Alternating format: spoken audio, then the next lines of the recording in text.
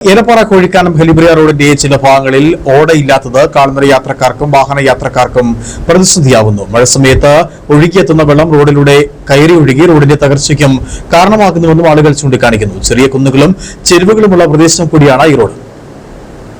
ഏലപ്പാറയിൽ നിന്ന് ഹെലിബ്രിയയിലേക്ക് പോകുന്ന പ്രധാന റോഡാണിത്.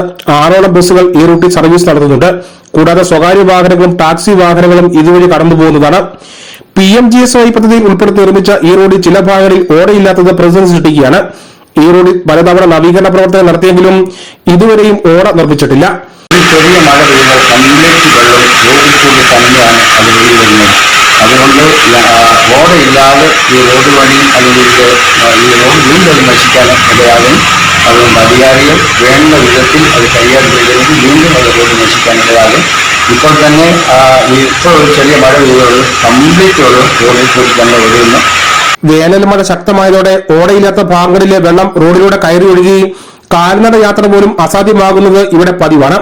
എത്രയും വേഗം ശാശ്വത പരിഹാരം വേണമെന്ന ആവശ്യമാണ് ഉയരുന്നത്. News bureau, Kattappana.